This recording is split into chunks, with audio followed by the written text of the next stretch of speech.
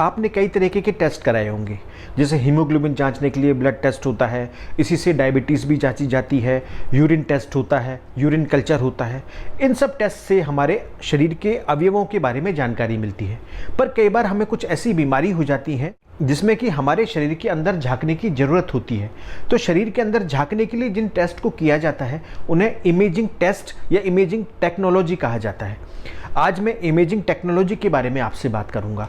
इसमें जो सबसे पुरानी टेक्नोलॉजी है, सबसे पुराना टेस्ट है, वो कहलाता है एक्सरे। एक्सरे इसलिए किया जाता है कि मान लीजिए आपकी कोई बोन में फ्रैक्चर हो गया है, या आपके निमोनिया हो गया है, या अगर आपके लंग्स में पानी भर गया है, या आपके हार्ट का साइज एनलार्ज हो गया है, तो इन सब को देखने के लिए एक्सरे का यूज़ किया जाता है। अब एक्सरे करती क्या है, या एक्सरे से कैसे ये देखा जा सकता है? इसका तरीका ये होता है कि जो एक्सरेज होती हैं ये रेडियो एक्टिव विकिरण होते हैं। जब ये हमारी बॉडी के ऊपर डलते हैं तो हमारी बॉडी के जो सॉफ्ट पार्ट्स हैं उनको तो ये पेनिट्रेट कर जाते हैं, लेकिन जो हार्ड पार्ट है उनको ये पेनिट्रेट नहीं कर पाते। जैसे कि अगर मैं अपने इस हाथ के ऊपर एक टॉर्च से रोशनी डालूँ तो जितनी सरकमफ्रेंस में ये हाथ है उतनी जगह मुझे छाया दिखाई देगी। उसी तरीके से जो हार्ड पार्ट है बॉडी के, उनकी छाया एक्सरे में प्राप्त की जाती है। अब इसमें एक एक्सरे सोर्स होता है और एक एक्सरे प्लेट होती है। अगर आपको चेस्ट का एक्सरे लेना होता है तो आपको उल्टा या सीधा उस एक्सरे प्लेट के सामने खड़ा किया जाता है और एक्सरे सोर्स से एक्सरे बीम्स आपके ऊपर डाली जाती हैं। अगर आपके किसी पार्ट में कोई फ्रैक्चर है तो उस प्लेट के ऊपर आपके उस पार्ट को प्लेस कर दिया जाता है और ऊपर से वो एक्सरे बीम्स डाली जाती हैं। ये एक्सरे बीम्स जब उस प्लेट पर जाती हैं तो उस प्लेट से हमें फोटोग्राफिक फिल्म मिलती है। ये फिल्म जो होती है ये फोटो के नेगेटिव की तरह ही होती है और इसी से ये पता लगाया जाता है कि जहाँ से वो एक्सरे किरणें पार हो रही हैं उस पार्ट के अलावा जहाँ से वो पार नहीं हुई वहाँ पर क्या प्रॉब्लम है। जैसे डेंस टिश्यू से पार नहीं होंगी तो वहाँ पर जो, जैसे अगर बोन में फ्रैक्चर है तो वो फ्रैक्चर उस एक्सरे में दिखेगा, या हार्ट एनलार्ज है तो वो हार्ट एनलार्ज उस एक्सरे में दिखेगा, या लंग्स में पानी भरा हुआ है तो वो एक वाइट शेडो के रूप में उस एक्सरे में आपको नज़र आता है। तो ये तो हो गई एक्सरे की बात। इमेजिंग की जो दूसरी टेक्निक है उसे कंप्यूटेड टोमोग्राफी या सिटी स्कैन कहा जाता है। इसमें आपकी बॉडी की क्रॉस सेक्शनल इमेजेस ली जाती हैं।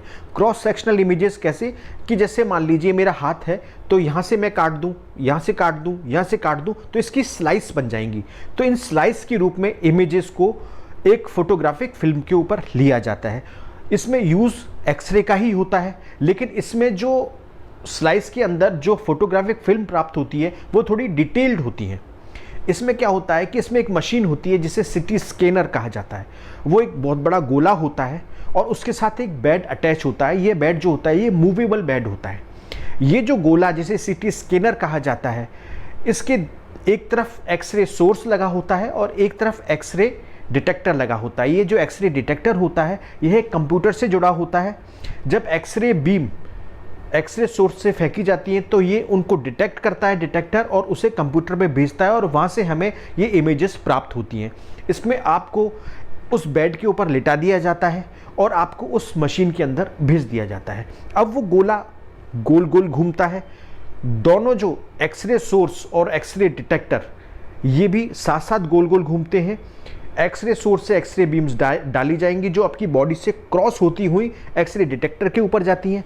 साथ ही जो बेड है वो मूव करता है आगे और पीछे। तो बेड के मूव करने से और गोले के घूमने से आपकी बॉडी की इमेजेस कंप्यूटर पर प्राप्त होती हैं। अच्छा, ये सिटी स्कैन की ज़रूरत क्यों होती है?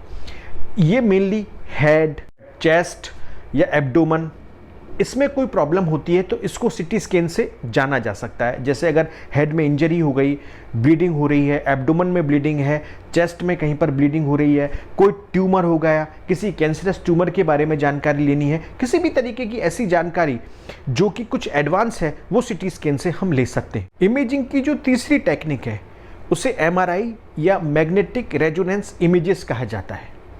यह थोड़ी खर्चीली होती है पर सेफेस्ट होती है क्योंकि इसके अंदर किसी भी तरीके के रेडिएशन का यूज़ नहीं किया जाता।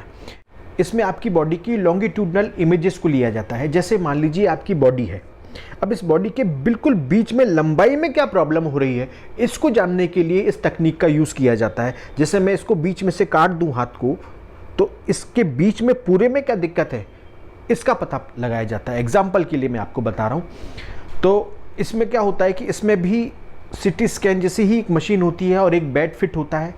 इसमें जो गोला होता है, उस गोले के अंदर बड़े बड़े मैग्नेट के छल्ले लगे हुए होते हैं। उन छल्लों के द्वारा स्ट्रॉन्ग मैग्नेटिक फील्ड प्रोड्यूस किया जाता है। जब ये स्ट्रॉन्ग मैग्नेटिक फील्ड प्रोड्यूस होता है तो यहाँ से जो मैग्नेटिक वेव्स निकलती हैं वो आपकी बॉडी के अंदर जाती हैं और आपकी बॉडी के जो आयंस होते हैं उनको डीअलाइन और फिर से अलाइन करती है। इसके बारे में मैं ज़्यादा नहीं बताऊंगा आपको, पर मैं बताऊंगा कि जब ये वेव्स आपकी बॉडी में जाएंगी तो वहाँ से फिर आपकी कुछ इमेजेस को कंप्यूटर पर भेजा जाता है। अच्छा, इस MRI का यूज़ क्यों किया जाता है? MRI का यूज़ मेनली हेड और बैकबोन के लिए किया जाता है। जैसे कमर में दर्द है तो डॉक्टर आपको MRI की सलाह देते हैं। हेड में कोई ट्यूमर हो गया है या वर्टिबल कॉलम में कोई प्रॉब्लम है तो भी MRI की सलाह दी जाती है। इमेजिंग की जो चौथी टेक्निक है उसे USG या अल्ट्रासोनोग्राफी भी कहा जाता है। इसका यूज़ मेनली प्रेगनेंसी के दौरान बच्चे की पोजीशन, फीटस की पोजीशन जानने के लिए किया जाता है, या गॉल ब्लैडर स्टोन जानने के लिए किया जाता है, या किडनी में अगर स्टोन है तो उसकी पोजीशन या उसका साइज जानने के लिए किया जाता है। इसमें हाई फ्रीक्वेंसी की साउंड वेव्स का यूज़ किया जाता है जिन्हें अल्ट्रासोनिक वेव्स कहा जाता है। इसमें एक उपकरण होता है, एक डिवाइस होता है जिसे ट्रांसड्यूसर कहते हैं। आपके एब्डोमेन के ऊपर इसको फिराया जाता है। यह ट्रांसड्यूसर हाई फ्रीक्वेंसी की साउंड वेव्स को भेजता है और इन्हें इकोज के रूप में दोबारा रिसीव करता है और इमेजेस के रूप में कंप्यूटर के ऊपर भेजता है।